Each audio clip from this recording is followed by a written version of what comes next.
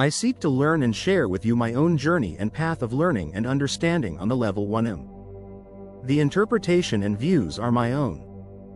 The Prophet, on Religion by Kahlil Gibran, and an old priest said, "Speak to us of religion." And he said, "Have I spoken this day of aught else?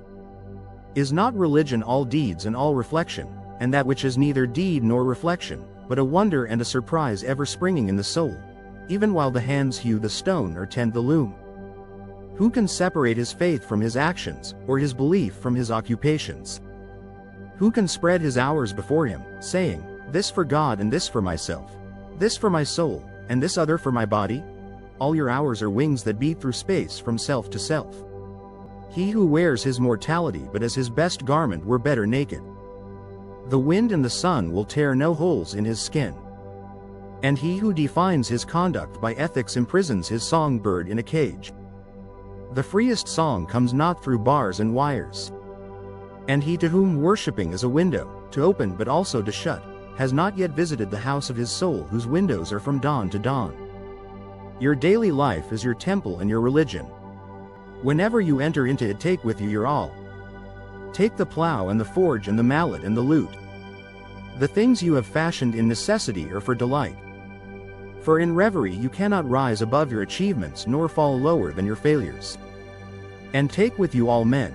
For in adoration you cannot fly higher than their hopes nor humble yourself lower than their despair. And if you would know God, be not therefore a solver of riddles. Rather look about you and shall see him playing with your children. And look into space, you shall see him walking in the cloud, outstretching his arms in the lightning and descending in rain.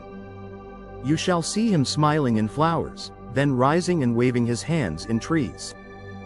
This chapter, on religion, draws a golden thread through every page of the Prophet, binding together all that came before it. Gibran does not define religion, he dissolves the boundary between the sacred and the mundane. Let us explore this. Philosophical and psychological analysis. On religion. Have I spoken this day of aught else? These opening words strike like a quiet thunder. Gibran reminds us, everything is religion. Every chapter before, on love, work, children, joy, pain, was religion in its truest form. Not a doctrine. Not a ritual. But the living, breathing awareness of the divine in all things. Worship in action, not in isolation. Who can separate his faith from his actions, or his belief from his occupations? Your daily life is your temple and your religion. This is radical. Not because it is new, but because it is so often forgotten. Gibran tears down the false wall between the sacred and the secular. He says, the stonecutter, the farmer, the musician, all worship through the sincerity of their action. You do not go to worship. You become the worship. From a psychological perspective, this is the integration of self. It's the alignment of inner values and outer actions, what Carl Jung might describe as individuation. A human being whole unto themselves, no longer fragmented by dualities of holy and profane. Not a window to close, but a soul to open. He to whom worshipping is a window, to open but also to shut, has not yet visited the house of his soul whose windows are from dawn to dawn. Here, Gibran calls out hollow religiosity. Those who kneel on schedule but rise without transformation. To worship in truth is not to bow for an hour but to live bowed in humility, gratitude, and awe. True religion has no off switch. The soul's window never closes. This echoes the ancient mystics and modern depth psychologists alike. The divine is not something you visit. It is something you awaken within. God revealed in life, not just in doctrine. If you would know God, be not therefore a solver of riddles. Look about you and you shall see him. Gibran shifts us from theology to experience. To see God is not to study him. It is to witness him in the innocent laughter of children, in the trembling of trees, in the raw forces of nature. This is not pantheism, it is poetic clarity. The sacred is immanent. Philosophically, this speaks to the divine immanence of Spinoza or Teilhard de Chardin.